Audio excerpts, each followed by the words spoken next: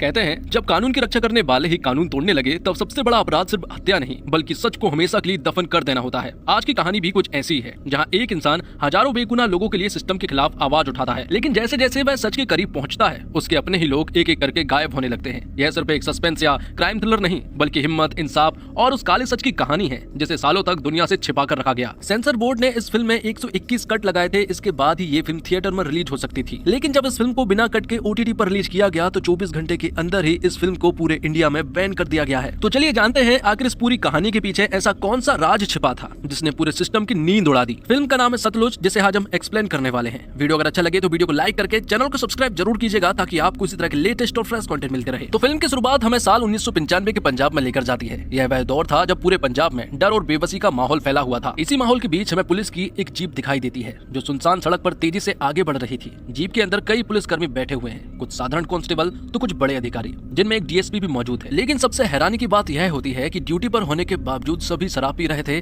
और मजाक मस्ती कर रहे थे। बातों ही बातों में चर्चा उनके साथी सेविंदर की शादी पर आ जाती है। यहाँ बताया जाता है कि सेविंदर की शादी में लड़की की एक शर्त है, शादी तभी होगी जब सेविंदर कांस्टेबल से सब इंस्पेक्टर बन जाएगा। लेकिन यह हल्का फुल्का माहौल ज्यादा देर तक नहीं टिकता। कुछ ही देर बाद पुलिस की जीप शहर से काफी दूर एक सुनसान इलाके में जाकर रुकती है। वहाँ चारों तरफ सन्नाटा पसरा हुआ है, इंसानी आवाज तक सुनाई नहीं देती। तभी कुछ पुलिस वाले जीप के पीछे बैठे कुछ कैदियों को नीचे उतारते हैं। शुरुआत में ऐसा लगता है कि शायद उन्हें किसी दूसरी जगह ले जाया जा रहा है, लेकिन अगले ही पल जो होता है वह रोंगटे खड़े कर देता है। बिना किसी पूछताछ, बिना किसी अदालत और बिना किसी फैसले के उन बेबस लोगों पर गोलियां बरसानी शुरू कर दी जाती है। कुछ ही सेकंड में वहां चीख गूंज उठती है। एक एक करके सभी जमीन पर गिरने लगते हैं। जिन लोगों की सांसें बाकी थी उन्हें भी बेरहमी से खत्म कर दिया जाता है। इसके बाद पुलिस वाले किसी सबूत को पीछे नहीं छोड़ना चाहते, इसलिए कुछ लाशों को घसीटकर पास बह रही सतलुज नदी में बहा दिया जाता है। यहीं पर हमारी नजर एक और पुलिसकर्मी पर पड़ती है जिसका नाम सतनाम है। वह भी उसी टीम का हिस्सा है। उसके चेहरे पर एक अजीब सी खामोशी दिखाई देती है। वह बाकी पुलिस वालों की तरह हंस नहीं रहा था, लेकिन फिर भी उनके साथ खड़ा सब कुछ अपनी आंखों से देख रहा होता है। इसके बाद कहानी का रुख बदलता है और हमारी मुलाकात फिल्म के मुख्य किरदार जसवंत सिंह से होती है। जसवंत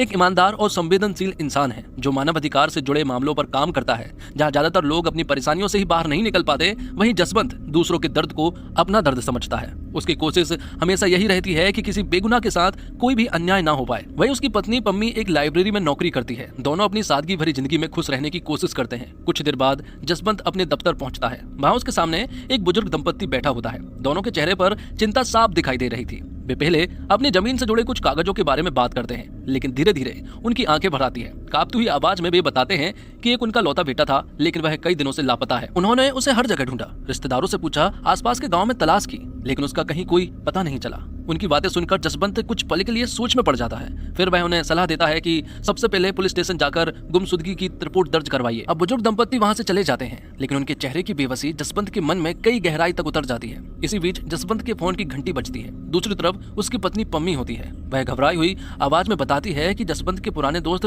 कृपाल की मां गुरपेज कई दिनों से लापता है। वह बार बार पुलिस थानों के चक्कर काट रही थी, लेकिन अब अचानक उनका कोई भी अता पता नहीं है। यह सुनते ही जसवंत बिना देर किए सीधा कृपाल के घर पहुंच जाता है। वहां परिवार के लोग बेहद परेशान दिखाई देते हैं। वे बताते हैं कि कृपाल की मौत के बाद गुरपेज पूरी तरह से टूट चुकी थी। पिछले कई महीनों से वह अपने बेटे के लिए इंसाफ मांग रही थी। वह हर रोज पुलिस थाने जाती थी, लेकिन अब वह खुद ही अचानक गायब हो गई है। गुरपेज का नाम सुनते ही जसवंत की आंखों के सामने 6 महीने पुरानी एक दर्दनाक घटना ताजा हो जाती है। उसे याद आता है कि एक रात गुरपेज रोती हुई उनके घर आई थी। उनकी हालत इतनी खराब थी कि ठीक से बोल भी नहीं पा रही थी। किसी तरह उन्होंने सिर्फ इतना कहा था, कृपाल को कुछ हो गया है, जल्दी चलो। यह सुनते ही जसवंत बिना एक पल गवाए उनके साथ दौड़ता हुआ वहां पहुंच जाता है। जब वह वहां पहुंचता है तो सामने का दृश्य देखकर उसके कदम वहीं रुक जाते हैं। सड़क के बीचों बीच उसका सबसे करीबी दोस्त कृपाल खून से लथपथ पड़ा हुआ था। उसके शरीर में अब कोई हरकत नहीं बची थी। अपने दोस्त की वह हालत देखकर जसवंत पूरी तरह से टूट जाता है। उसकी आंखों से आंसू अपने आप बहने लगते हैं। शायद उसे यकीन ही नहीं हो रहा था कि जिस इंसान के साथ उसने जिंदगी के इतने साल बिताए, आज वही हमेशा के लिए उससे बिछड़ चुका है। यहीं से कहानी एक ऐसे रहस्य की तरफ बढ़ने लगती है जो सिर्फ एक इंसान की मौत नहीं बल्कि पूरे सिस्टम के अंदर छिपे एक बहुत बड़े सच का पर्दाफाश करने वाला है। इसके बाद कहानी फिर से वर्तमान में लौट आती है। जसवंत सिंह अब इस मामले की तह तक पहुंचने का फैसला कर चुका था। सबसे पहले वह अपने पुराने दोस्त सतनाम के घर जाता है। उसे उम्मीद थी कि शायद सतनाम कुछ ऐसी बातें बता दे जिससे गुरपेज का कोई सुराग मिल सके, लेकिन जब वह वहां पहुंचता है तो पता चलता है कि सतनाम कुछ 2-3 दिनों से किसी जरूरी सरकारी काम के सिलसिले में बाहर गया हुआ है। घर वालों के पास भी उसके बारे में ज्यादा जानकारी नहीं होती। अब जसवंत के पास दूसरा रास्ता बचता है। वह सीधे पुलिस स्टेशन पहुंच जाता है। पुलिस स्टेशन का माहौल देखकर वह कुछ पल के लिए रुक जाता है। वहाँ उदासी नहीं बल्कि जश्न मनाया जा रहा था। मिठाइयाँ बांटी जा रही थी, तालियां बज रही थी और बीच में सेविंदर केक काट रहा था। आखिर उसकी मेहनत रंग लाई या फिर कुछ और, क्योंकि उसका प्रमोशन हो चुका था और अब वह कांस्टेबल से सब इंस्पेक्टर बन गया था। सभी लोग उसे बधाई देने लगे थे, लेकिन जसवंत के चेहरे पर कोई खुशी नहीं थी। उसके दिमाग में सिर्फ एक सवाल घूम रहा था, गुरपेज आखिर कहाँ गायब हो गई। मौका मिलते ही वह सेविंदर के पास आ जाता है और पूरी बात विस्तार में बताता है। वह कहता है कि कृपाल की मां कई दिनों से लापता है और उन्हें ढूंढना बहुत जरूरी है। सेविंदर कुछ पल चुपचाप रहता है, फिर बड़ी बेरुखी से कहता है, वो गुरपेज उसी कृपाल की मां है ना? लेकिन कृपाल तो आतंकवादी था। यह सुनकर जसवंत की आंखों में गुस्सा साफ दिखाई देने लगता है। वह शांत आवाज में कहता है, वह आतंकवादी था या नहीं यह बात की बात है, लेकिन गुरपेज सबसे पहले एक माँ है और एक माँ का अपने बेटे के लिए तड़पना कोई जुर्म नहीं होता। जसवंत की बात सुनकर भी सेविंदर के चेहरे पर कोई फर्क नहीं पड़ता। ऐसा लग रहा था जैसे वह रिपोर्ट लिखने या उस मामले की कोई कार्रवाई करने के मूड में ही नहीं है। जसवंत समझ जाता है कि पुलिस स्टेशन से उसे कोई मदद मिलने वाली नहीं है। वह बिना समय गवाए वहां से निकल पड़ता है। अब उसके कदम अस्पताल की ओर बढ़ते हैं। उसके मन में एक डर भी था, कहीं गुरपेज का नाम उन लोगों में तो शामिल नहीं जिनकी पहचान तक नहीं हो पाई। अस्पताल पहुंचकर वह सीधे मॉर्चरी में जाता है। वहां का माहौल बेहद डरावना था। चारों तरफ खामोशी पसरी हुई थी और कई लावारिस सब अपनी पहचान का इंतजार कर रहे थे। जसवंत एक एक सबको ध्यान से देखने लगता है, शायद उनमें से कोई गुरपेज हो, लेकिन काफी देर तक देखने के बाद भी उसे वह नहीं मिलती। उसी समय वहां मौजूद एक डॉक्टर से वह पूछता है, क्या यहाँ गुरपेज नाम की कोई महिला लाई गई थी? डॉक्टर उसके सवाल का सीधा जवाब नहीं देती। उसके चेहरे पर घबराहट साफ नजर आ रही थी।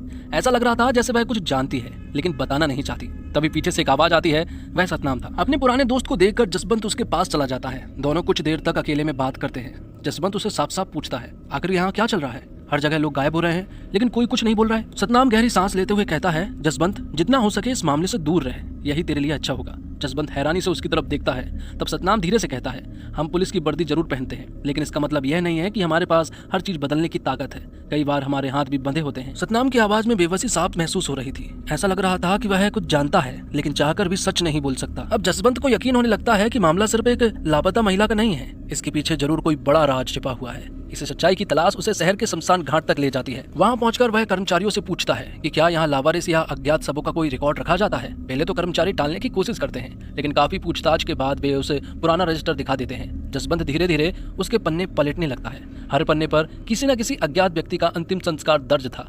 कहीं लिखा था पहचान अज्ञात तो कहीं आतंकवादी। लगभग हर सबको बिना परिवार वालों को सूचना दिए जला दिया गया था। यह सब देखकर जसवंत के मन में कई सवाल उठने लगते हैं, लेकिन तभी उसकी नजर अचानक एक ऐसे नाम पर जाकर रुकती है जिसे देखकर उसके पैरों तले जमीन खिसक जाती है। रजिस्टर में साफ साफ गुरपेज का नाम दर्ज था। कुछ पल के लिए जसवंत की सांसें जैसे थम जाती है। अब उसे समझ आ चुका था कि यह सिर्फ गुमशुदगी का मामला नहीं है। उसे एहसास हो जाता है कि यहाँ एक खौफनाक खेल खेला जा रहा है, जहाँ बेगुनाह लोगों को पहले गायब किया जाता है, फिर उन्हें आतंकवादी या अज्ञात बताकर उनका अंतिम संस्कार कर दिया जाता है, ताकि उनके अस्तित्व का हर निशान हमेशा के लिए मिट जाए। अब जसवंत के सामने सिर्फ एक सवाल था, आखिर इस पूरे खेल के पीछे कौन है और सच सामने लाने की कीमत उसे कितनी चुकानी पड़ेगी। इसके बाद जसवंत सीधे अपने दोस्त सतनाम के पास पहुंचता है। उसके चेहरे पर बेचैनी साफ दिखाई दे रही थी। वह बिना समय गवाए कहता है, मैं शमशान घाट गया था। वहाँ के रजिस्टर में गुरपेज का नाम दर्ज था। सिर्फ वही नहीं, पूरा रजिस्टर ऐसे लोगों के नामों से भरा पड़ा है जिन्हें अज्ञात बताकर जला दिया गया। आखिर यह सब क्या हो रहा है?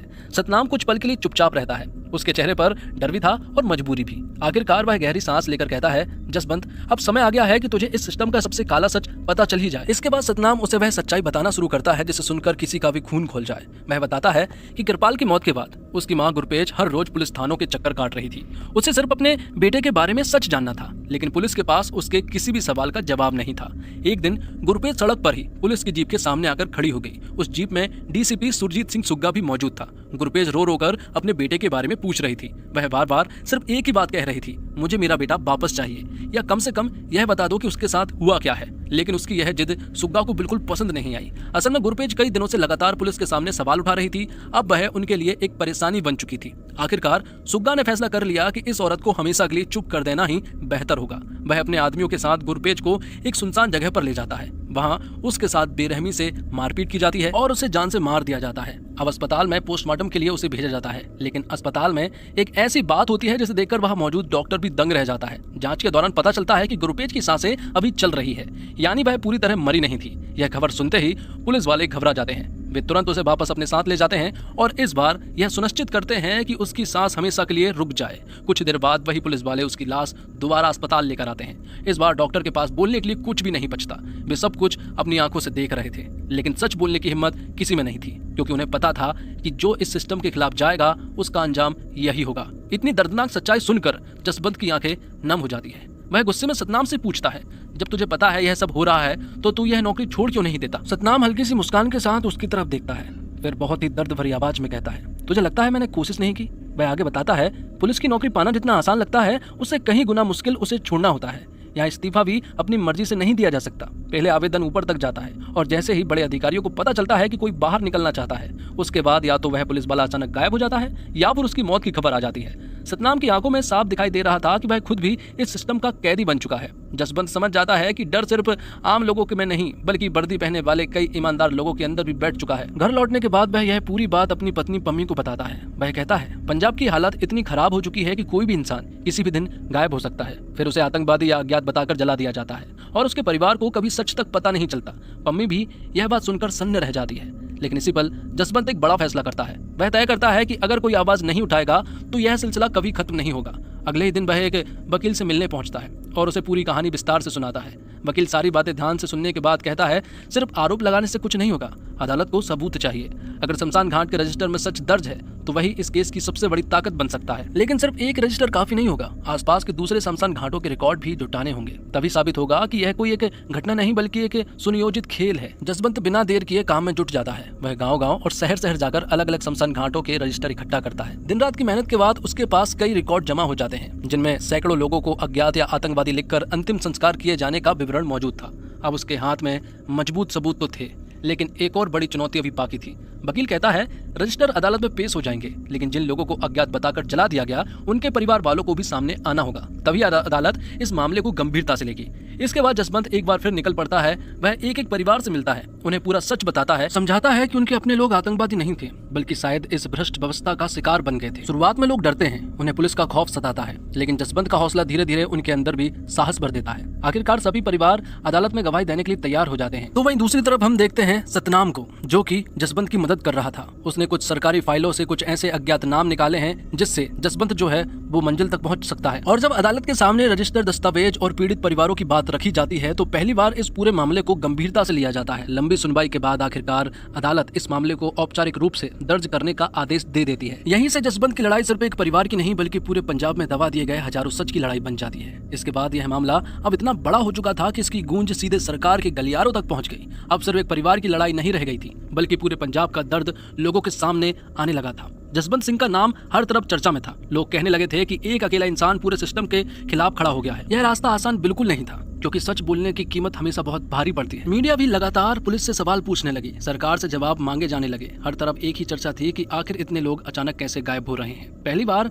ऐसा लग रहा था कि बरसों से दबा हुआ सच अब बाहर आने वाला है। धीरे धीरे जसवंत की मेहनत रंग लाने लगती है। शहर के लोग भी अब चुप रहने को तैयार नहीं थे, लेकिन दूसरी तरफ सत्ता पर बैठे लोग भी हाथ पर हाथ रखकर नहीं बैठे थे। मुख्यमंत्री और बड़े IPS अधिकारी प्रेस के सामने बयान देते हैं कि फिलहाल पुलिस के खिलाफ ऐसा कोई पुख्ता सबूत नहीं मिला है जिससे उन पर कार्रवाई की जा सके, यानी सच सामने के बावजूद उसे स्वीकार करने से साफ इनकार कर दिया जाता है। इसी बीच एक ऐसा फैसला लिया जाता है जिसने हालात को और भी ज्यादा खतरनाक बना दिया। DCP सुरजीत सिंह सुग्गा को तरन तारण का SSP बनाकर भेज दिया जाता है। यह वही इलाका था जहां जसवंत सिंह रहता था। अब जिस अधिकारी पर सवाल उठ रहे थे उसी को और ज्यादा ताकत दे दी गई। यह देखकर साफ समझ आता है कि सिस्टम किसके साथ खड़ा है। सुग्गा के वहां पहुंचते ही हालत और बिगड़ने लगते हैं। लोगों के गायब होने की घटनाएं तेजी से बढ़ने लगती है। शमशान घाटों के रजिस्टर लगातार नए नामों से भरते जा रहे थे। कुछ ही दिनों में 3 अलग अलग शमशान घाटों के रिकॉर्ड सामने आते हैं जहां करीब 2000 अज्ञात लोगों का अंतिम संस्कार किया जा चुका है। रिकॉर्ड में उन्हें अज्ञात या आतंकवादी लिखा गया था, लेकिन असलियत में उनमें से ज्यादातर बिल्कुल निर्दोष और आम लोग थे। यहाँ आंकड़ा देखकर जसवंत सिंह अंदर तक हिल जाता है। उसे समझ आ जाता है कि यह किसी एक पुलिस अधिकारी की गलती नहीं बल्कि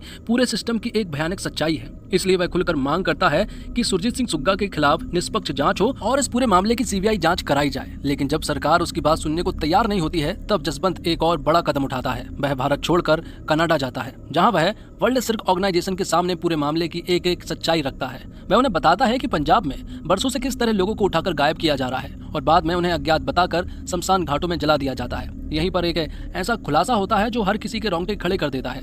जांच और दस्तावेज के आधार पर सामने आता है कि यह संख्या सिर्फ 2000 नहीं बल्कि पूरे पंजाब में लगभग 25,000 लोग ऐसे हैं जो लापता हो चुके हैं। और आशंका यही जताई जाती है कि शायद उनके साथ भी वही हुआ है जो बाकी लोगों के साथ हुआ था। इतनी बड़ी संख्या सुनकर हर कोई दंग रह जाता है। अब यह मामला सिर्फ भारत तक सीमित नहीं रहता, बल्कि अंतर्राष्ट्रीय स्तर पर भी चर्चा का विषय बन चुका था। वर्ल्ड सिर्क ऑर्गेनाइजेशन खुलकर जसवंत सिंह का समर्थन करती है और इस मुद्दे को दुनिया के सामने उठाती है। धीरे धीरे सरकार पर भी दबाव बढ़ने लगता है, क्योंकि अब इस सच्चाई को हमेशा के लिए छिपाना पहले जितना आसान नहीं रह गया था। कनाडा से वापस लौटने के बाद जसवंत सिंह अब सिर्फ एक सामाजिक कार्यकर्ता नहीं रहा था, बल्कि वह उन लोगों की आवाज बन चुका था जिनकी आवाज सालों पहले दबा दी गई थी। लेकिन जितनी बड़ी उसकी लड़ाई होती जा रही थी, उतना ही बड़ा उसके सर पर खतरा भी मंडरा रहा था। सरकार को भी एहसास था कि जसवंत की जान खतरे में है, इसलिए सुरक्षा देने की पेशकश की जाती है। लेकिन जसवंत साफ शब्दों में मना कर देता है। वह कहता है, अगर सुरक्षा देनी है तो मुझे मत दीजिए, उन लोगों को दीजिए जो हर दिन गायब हो रहे हैं, जिनके घर वाले हर सुबह इस डर में जीते हैं कि शाम तक उनका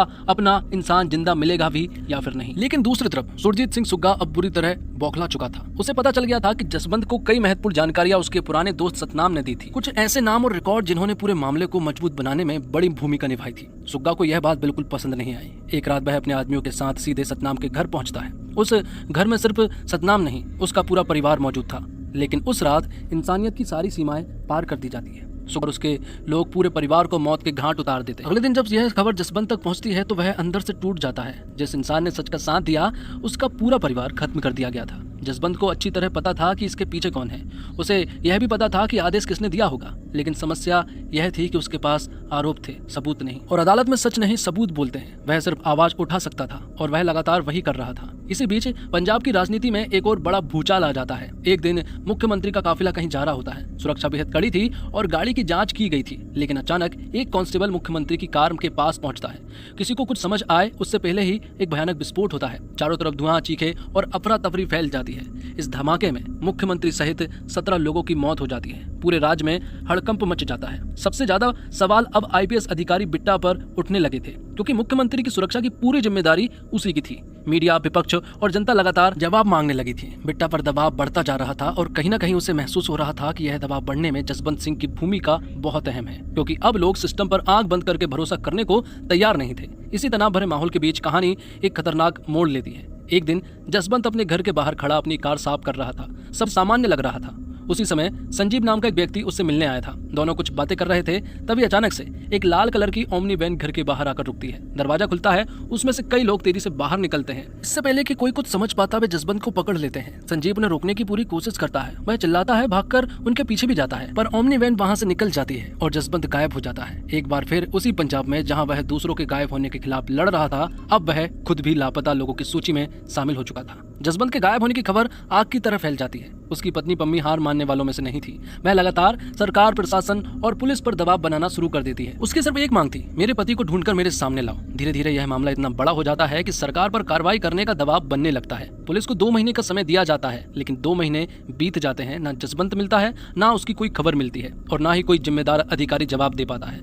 आखिरकार मामला सीबीआई को सौंप दिया जाता है। अब जांच की जिम्मेदारी सीबीआई के ऑफिसर समुद्र सिंह को मिलती है। जांच शुरू करते ही वह सीधे पम्मी के घर पहुंचता है। वह जसवंत के बारे में हर छोटी बड़ी जानकारी जुटाने लगता है। पम्मी उसे विस्तार में बताती है कि किस तरह जसवंत बरसों से इस मामले पर काम कर रहा था और कैसे पुलिस ने कभी उसकी मदद नहीं की।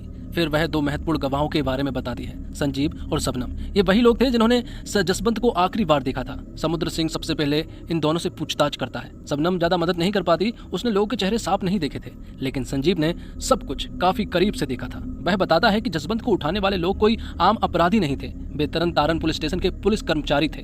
उनमें कुछ सब इंस्पेक्टर थे, कुछ कांस्टेबल। इतना ही नहीं, संजीव उनमें से कई लोगों के नाम भी बता देता है। यह सुनते ही समुद्र सिंह तुरंत कार्रवाई करता है। वह उन सभी पुलिस वालों को हिरासत में लेकर पूछताछ शुरू कर देता है। लेकिन यहाँ एक अजीब बात देखने को मिलती है। हर पुलिस वाले का बयान एक जैसा था, शब्द तक लगभग समान थे। किसी के चेहरे पर घबराहट नहीं थी, किसी की आवाज नहीं कांप रही थी, जैसे सभी ने पहले से तय कर रखा हो कि क्या बोलना है। पूछताछ के बाद समुद्र सिंह अपने साथियों से कहता है, लगता है ये सब एक ही स्कूल में पढ़े हुए हैं, यानी सभी को एक जैसी ट्रेनिंग दी गई थी कि सच कैसे छिपाना है। अब जांच आगे बढ़ती है। समुद्र सिंह उस लाल रंग की ओमनी वैन के मालिक तक पहुंच जाता है जिसमें जसवंत को ले जाया गया था। वैन मालिक बताता है कि गाड़ियां किराए पर देते हैं, हर किराए का रिकॉर्ड भी रखते हैं। लेकिन जब समुद्र सिंह 6 सितंबर के रिकॉर्ड के बारे में पूछता है तो जवाब सुनकर वह चौंक जाता है। वह आदमी कहता है, साहब उस दिन का कोई रिकॉर्ड नहीं है, क्योंकि जब पुलिस वाले या बड़े अधिकारी गाड़ी लेते हैं तब हम रजिस्टर में कुछ नहीं लिखते हैं। इतना सुनते ही समुद्र सिंह समझ जाता है कि वह एक ऐसे जाल में घुस चुका है जहां सिर्फ अपराधियों से नहीं बल्कि पूरा सिस्टम मिलकर सच्चाई को दफनाने की कोशिश कर रहा है। इसके बाद जांच एक और महत्वपूर्ण मोड़ लेती है। समुद्र सिंह को पता चलता है कि जिस लाल रंग की ओमनी वैन की वह तलाश कर रहा था वह इस समय सेविंदर की शादी में मौजूद है। यह जानकारी मिलते ही वह अपनी पूरी टीम के साथ वहां पहुंच जाता है। शादी का माहौल चल रहा था, लेकिन सीबीआई को देखकर वहां मौजूद सभी लोग हैरान रह जाते हैं। समुद्र सिंह बिना देर किए सेविंदर को हिरासत में ले लेता है और पूछताछ शुरू कर देता है, लेकिन सेविंदर भी बाकी पुलिस वालों की तरह पहले से तैयार दिखाई देता है। वह कहता है कि 6 सितंबर को वह कांग पुलिस स्टेशन में था, जहां उसकी ड्यूटी कहर सिंह की निगरानी में लगी हुई थी। समुद्र सिंह उसकी बातें ध्यान से सुनता है, लेकिन उसे साफ महसूस हो जाता है कि यह भी सच नहीं बोल रहा। हर पुलिस वाला लगभग एक जैसी कहानी सुना रहा था। ऐसा लग रहा था जैसे सभी को पहले से रटा दिया गया है कि क्या कहना है। अब उसे सिर्फ एक ऐसे सबूत की जरूरत थी जो इस पूरी झूठी कहानी को तोड़ सके। इस उम्मीद में वह सीधे कहर सिंह से मिलने पहुंचता है। पूछताछ के दौरान कहर सिंह एक ऐसी बात बताता है जिससे पूरी जांच की दिशा बदल जाती है। वह कहता है उसे कांग पुलिस स्टेशन की जिसे लॉकअप में रखा गया था उसी ठीक बगल वाली कोठरी में जसवंत सिंह भी बंद था। उसने अपनी आंखों से देखा था कि एसएसपी सुरजीत सिंह सुग्गा वहां आया था। आते ही उसने जसवंत को बेरहमी से पीटना शुरू कर दिया। मारपीट के बाद सुग्गा वहां से चला गया और बाकी पुलिस वाले भी उसके साथ निकल गए, लेकिन एक आदमी वहीं रुक गया था। उसी आदमी ने बाद में कहर सिंह को खाना भी दिया था। कहर सिंह उसका नाम तो याद नहीं कर पाता, लेकिन उसकी एक पहचान जरूर बताता है। वह बताता है उस आदमी की आंखें जो है वो हरी रंग की थी, उसे मैं कभी नहीं भूल सकता। यही एक छोटी सी जानकारी अब सीबीआई के लिए एक बहुत बड़ा सुराग बन जाती है। इसके बाद समुद्र सिंह सीधे सुरजीत सिंह सुग्गा से मिलने पहुंचता है। वह बिना किसी घुमा फिरा के सिर्फ एक सवाल पूछता है, 6 सितंबर को कहाँ थे? सुग्गा पूरे आत्मविश्वास के साथ जवाब देता है, मैं उस दिन चंडीगढ़ में था। समुद्र सिंह उसकी आंखों में देखता है और शांत आवाज में कहता है, बहुत जल्द यह मामला खत्म होने वाला है और उस दिन सच भी सबके सामने होगा। लेकिन सुग्गा पर इस बात का कोई असर नहीं पड़ता। उसके चेहरे पर डर का नामो निशान तक नहीं था, जैसे उसे पूरा भरोसा है कि सिस्टम आज भी उसके साथ खड़ा है। वहां से निकलने के बाद समुद्र सिंह फिर पम्मी से मिलता है। इस बार उसके चेहरे पर पहले से ज्यादा उम्मीद दिखाई दे रही थी। वह पम्मी से कहता है, अब हमारे पास सिर्फ 2 नहीं बल्कि 3 चश्मदीद गवाह हैं। अब सच तक पहुंचना पहले से आसान हो गया है। यह सुनकर पम्मी के मन में भी कई दिनों बाद उम्मीद की एक किरण दिखाई देती है। लेकिन उसी रात एक डरावनी घटना घट जाती है। दिवाली का समय था, चारों तरफ रोशनी थी, लेकिन पम्मी के घर के बाहर अंधेरा इंतजार कर रहा था। अचानक सुग्गा वहां पहुंचता है। वह सीधे पम्मी को धमकी देता है और कहता है, अगर अपने पति को वापस देखना चाहती है तो यह केस यहीं पर खत्म कर दो, वरना जसवंत सिंह कभी नहीं मिलेगा। लेकिन पम्मी अब डरने वालों में से नहीं थी। वह बिना घबराए जवाब देती है, जसवंत सिंह सिर्फ अपने लिए नहीं लड़ रहा था, वह उन हजारों परिवार के लिए लड़ रहा था जिनके अपने लोग गायब हो गए। अब मैं भी उसी रास्ते पर चलूंगी, चाहे इसकी कोई भी कीमत क्यों न चुकानी पड़े। पम्मी की यह बातें सुनकर सुग्गा वहां से चला जाता है, लेकिन अब उसे भी एहसास होने लगा था कि इस लड़ाई को डराकर खत्म करना आसान नहीं होगा। अगले दिन एक बड़ी खबर सामने आती है। आईपीएस बिट्टा रिटायर हो चुका था। उसकी जगह अब नए आईपीएस अधिकारी वर्मा की नियुक्ति की जाती है। कार्यभार संभालते ही वर्मा सभी पुलिस अधिकारियों की बैठक बुलाते हैं। वह साफ शब्दों में कहते हैं, अब तक जो मनमानी चल रही थी वह यहीं खत्म होगी। अब पुलिस कानून के हिसाब से काम करेगी, किसी के दबाव में नहीं। इसके बाद वह सुग्गा को अपने केबिन में बुलाता है। उससे सिर्फ एक सवाल पूछता है, जसवंत सिंह कहाँ है? सुग्गा के पास कोई जवाब नहीं होता। जब वर्मा उसे सख्त चेतावनी देते हुए कहते हैं, तुम्हारे पास सिर्फ 7 दिन है, 7 दिनों के अंदर जसवंत को पता लगाओ वो कहाँ है। यह सुनकर पहली बार सुग्गा के चेहरे पर हल्की बेचैनी दिखाई देती है। वह तुरंत रिटायर हो चुके बिट्टा से मिलने पहुंचता है और पूरी बात बता देता है। बिट्टा कुछ पल सोचता है और फिर कहता है, जसवंत की चिंता बाद में करना, सबसे बड़ी परेशानी यह है कि अब इस केस में 3 चश्मदीद गवाह हो चुके हैं। पहले पता लगाओ कि तीसरा गवाह कौन है। यानी अब उनका पूरा ध्यान सबूत मिटाने पर था और अगले दृश्य में ही सब कुछ क्लियर हो जाता है, क्योंकि जो डर था वही हो गया था। कहर सिंह, जिसने सीबीआई को अहम जानकारी दी थी, जो कि तीसरा गवाह बन चुका था, उसकी उसके पूरे परिवार सहित हत्या कर दी जाती है। इतना ही नहीं, बाकी 2 चश्मदीद गवाह भी अचानक लापता हो चुके थे। आखिरकार यह पूरा मामला अदालत तक पहुंच जाता है। हालांकि एक बड़ी समस्या अब भी सामने थी। जिन 3 चश्मदीद गवाह के दम पर यह केस और मजबूत हो चुका था, वे अब या तो मारे जा चुके थे या फिर रहस्यमय तरीके से गायब हो चुके थे। लेकिन अपराधियों की सबसे बड़ी गलती यह थी कि उन्होंने गवाहों को मिटा तो दिए थे, मगर सबूतों को पूरी तरह खत्म नहीं कर पाए। अब अदालत में जसवंत सिंह की ओर से वकील पूरी मजबूती के साथ खड़ा होता है। वह एक एक करके कोर्ट के सामने सारे दस्तावेज पेश करता है। शमशान घाट के रजिस्टर, सरकारी रिकॉर्ड, पोस्टमार्टम से जुड़े कागजात और वे सभी दस्तावेज जिन पर खुद पुलिस अधिकारियों के हस्ताक्षर मौजूद थे। इन रिकॉर्ड में साफ लिखा था कि हजारों लोगों को अज्ञात या आतंकवादी बताकर उनका अंतिम संस्कार कर दिया गया, जबकि उनके परिवार आज भी उन्हें तलाश कर रहे थे। वकील अदालत को बताता है कि यह कोई 1-2 घटनाएं नहीं थी, बल्कि बरसों से चल रहा एक संगठित खेल था। बेगुनाह लोगों को उठाया गया, उन्हें गायब किया गया और बाद में उनकी पहचान तक मिटा दी गई। इतना ही नहीं, वकील अदालत के सामने यह भी कहता है कि जसवंत सिंह के गायब होने के पीछे भी यही पुलिस अधिकारी है, क्योंकि वह इसी काले सच को दुनिया के सामने लाने की कोशिश कर रहा था। अदालत पूरे मामले को बेहद गंभीरता से सुनती है। सारे दस्तावेज और सरकारी रिकॉर्ड की जांच करने के बाद कोर्ट इस निष्कर्ष पर पहुंचती है कि पुलिस अधिकारियों के खिलाफ पहली नजर में पर्याप्त सबूत मौजूद है। इसके बाद अदालत एक बड़ा फैसला सुनाती है। एसएसपी सुरजीत सिंह सुग्गा सहित 5 पुलिस अधिकारियों को तत्काल प्रभाव से सस्पेंड कर दिया जाता है। कोर्ट यह भी आदेश देती है कि पूरा मामले की निष्पक्ष जांच आगे जारी रहे और दोषी पाए जाने वाले किसी भी व्यक्ति को कानून के अनुसार सख्त सजा दी जाए। सालों से दबा हुआ सच अब धीरे धीरे अदालत के सामने आने लगा था और पहली बार ऐसा लग रहा था कि शायद इंसाफ की शुरुआत हो चुकी थी। जिसके बाद हम देखते हैं कि अब समुद्र सिंह जो है वो सुग्गा के पास जाते हैं। वो सुग्गा से कहते हैं कि मैंने तुझसे पहले ही कहा था कि ये सारा मामला जो है वो जल्द ही खत्म होने वाला है। और यहाँ समुद्र सिंह की बात सच हुई। जिसके बाद सुग्गा जो है वो ढेर सारी शराब पीता है और तुरंत ही बिट्टा के पास कॉल करता है, लेकिन बिट्टा उसका कोई भी कॉल नहीं उठाता है। इसी वजह से यहाँ पर सुग्गा जो है वो बहुत ज्यादा नशे में हो जाता है और आखिरकार बिट्टा को उसका फोन उठाना पड़ता है। यहाँ पर बिट्टा साफ साफ कह देते हैं कि वो कोई भी मदद नहीं कर सकते हैं। ये सुनकर सुग्गा को बिल्कुल अच्छा नहीं लगा, क्योंकि बिट्टा ने हमेशा उनकी मदद की है और सुग्गा ने भी उनकी हमेशा मदद की है। इसी वजह से सुग्गा को बिल्कुल अच्छा नहीं लगा और वो अकेले ही कार से फुल रफ्तार में कहीं जाने लगता है। और फिर अगले सीन में हमें बताया जाता है कि सुग्गा का एक एक्सीडेंट हो चुका है और वो मारा गया है। दरअसल में ये एक एक्सीडेंट नहीं बल्कि एक सुसाइड था, जिसमें सुग्गा ने सुसाइड नोट भी लिखा हुआ था। जिसके बाद सुग्गा को श्रद्धांजलि दी जाती है, जहां पर कि बहुत सारे लोग आए हुए थे और यहीं पर समुद्र सिंह भी आया हुआ था। और यहीं पर हम देखते हैं उस बंदे को जिसकी हरी आंख थी। जैसा कि कहर सिंह ने बताया था, इस बंदे का नाम कुलजीत सिंह है। इसे देखकर समुद्र सिंह समझ गया था कि ये वही लड़का है जिसके बारे में कहर सिंह बता रहा था। जिसके बाद समुद्र सिंह कुलजीत से पूछताछ करता है, वो उससे सारी जानकारी लेना चाहता है। कुलजीत भी उसे सब कुछ बता देता है कि दरअसल मैं गार्ड की ड्यूटी करता था सुग्गा साहब के यहाँ पर और उनके छोटे मोटे काम भी करता था और उसे जसवंत के बारे में भी मालूम है और उन सारे पुलिस अधिकारियों के बारे में जिन्होंने ये सारे काम किए हैं। तो यहाँ समुद्र सिंह कहता है कि अगर तू सरकारी गवाह बन जाए तो सब कुछ ठीक हो जाएगा, वरना सब कुछ खत्म हो जाएगा। तब वह फैसला करता है कि वह सरकारी गवाह बनेगा। अब उसे कोर्ट में पेश किया जाता है और जब वकील उससे पूछते हैं तो यहाँ हम देखते हैं कि कुलजीत जो है वो बदल जाता है। ये देखकर सभी लोग हैरान रह चुके थे। और तो और कुलजीत यहाँ पर समुद्र सिंह को फंसा भी देता है। वो कहता है कि समुद्र सिंह ने मुझे पैसे दिए हैं। ये देखकर समुद्र सिंह को बहुत ज्यादा गुस्सा आ रहा था। जिसके बाद यहाँ समुद्र सिंह के ऊपर भी कार्रवाई की जाती है, क्योंकि उसने कोर्ट में अपना आपा खो दिया था और अब उसे इस केस से हटाया जा रहा है, क्योंकि उसने कोर्ट में एक ऐसे गवाह को पेश किया जिसकी खुद की मर्जी नहीं थी। और अब रात का सीन दिखाया जाता है, जहाँ हम कुलजीत को देखते हैं। कुलजीत आराम से सो रहा था, तभी अचानक से उसके पास जसवंत सिंह आ जाता है। जसवंत सिंह बहुत ज्यादा जख्मी हालत में कुलजीत के पास आया था। वो उनसे कह रहा था कि मैं सिर्फ एक अकेला आदमी ऐसा नहीं हूँ, मेरे जैसे हजारों लोगों का यही हाल हुआ है और अब तू ही हमें बचा सकता है। और तभी हम देखते हैं कि दरअसल में कुलजीत ये सारा सपना देख रहा था। अगले सीन में हम देखते हैं कुलजीत को, जो कि वापस समुद्र सिंह के पास जाता है। वो उनसे कहता है कि अब मैं फिर से गवाही देने के लिए तैयार हूँ।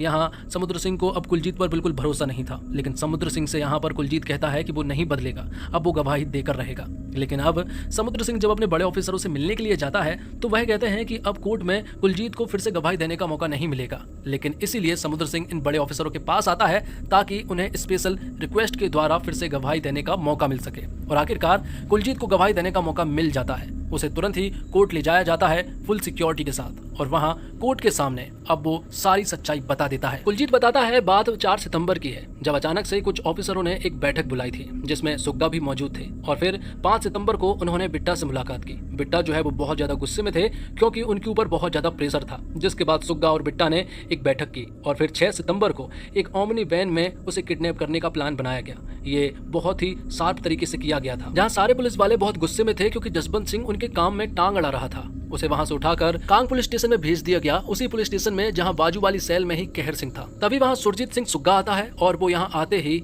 जसवंत सिंह को बहुत ही बेरहमी से पीटने लगता है और फिर उसे खुफिया ठिकाने पर ले जाया जाता है, जहां अब जसवंत सिंह की हालत काफी ज्यादा खराब हो चुकी थी। हर एक पुलिस अधिकारी उसे बुरी तरह से पीट रहा था। उसकी हालत बद से बदतर हो चुकी थी, वो पूरी तरह से अधमरा हो चुका था। लेकिन फिर भी जसवंत सिंह ने एक बार भी नहीं कहा था कि वो पीछे हट रहा है। जिसके बाद जसवंत सिंह को बिट्टा के पास ले जाया जाता है। शायद यहीं बिट्टा के पास जसवंत सिंह का आखिरी पड़ाव था। बिट्टा के सामने भी जसवंत सिंह पीछे नहीं हटा और फिर उसे तरन तारन पुलिस स्टेशन ले जाया जाता है, जहां पर कि कुलजीत भी उसके साथ था। कुलजीत को वो बताता है कि मैं पीछे नहीं हटने वाला, क्योंकि हर अंधेरे के बाद रोशनी आती है और मैं वही रोशनी बनना चाहता हूँ। कुलजीत भी उसे समझाने की कोशिश कर रहा था कि आप केस वापस लीजिए, वरना आपको ये लोग खत्म कर देंगे। लेकिन जसवंत को कुछ फर्क नहीं पड़ता। शायद वो इन सारी चीजों के लिए पहले से ही तैयार था। थोड़ी देर के बाद यहाँ सुग्गा समेत बाकी के सारे पुलिस अधिकारी आ जाते हैं और कुलजीत को बाहर पानी लाने के लिए भेज दिया जाता है। और तभी यहाँ पर सुग्गा जो है वो जसवंत को जान से मार देता है। और अब कोर्ट में यहाँ पर पम्मी जो है वो बहुत ज्यादा रोती है। पम्मी को ऐसा लग रहा था कि शायद उसका पति लापता है और वो घर वापस आ जाएंगे, लेकिन अब शायद कोई उम्मीद नहीं बची थी। जिसके बाद उसकी बॉडी को सतलुज नदी के ऊपर लेकर गए और वहां से नीचे फेंक दिया ताकि उसका शव जो है वो कहीं नहीं मिले। फिल्म के आखिर में हमें बताया जाता है कि जसबंत का शव कभी नहीं मिला और उन सारे पुलिस वालों को उम्र कैद की सजा हो गई थी। इसी के साथ ये फिल्म यहीं पर समाप्त हो जाती है। दोस्तों, इस फिल्म को 10 में से आप कितने स्टार देना चाहेंगे जरूर बताइएगा। मैं तो इस फिल्म को 10 में से 9.5 स्टार दूंगा। इसी के साथ ये वीडियो भी यहीं पर समाप्त होता है। उम्मीद करता हूँ आपको वीडियो पसंद आई होगी। वीडियो पसंद आई हो तो वीडियो को लाइक करके चैनल को सब्सक्राइब जरूर कीजिएगा ताकि आपको इसी तरह के लेटेस्ट और फ्रेश कंटेंट मिलते रहे। मिलते और कमाल की वीडियो के साथ, तब तक के लिए चैनल के साथ बने रहे। धन्यवाद। जय हिंद, जय भारत, जय श्री राम।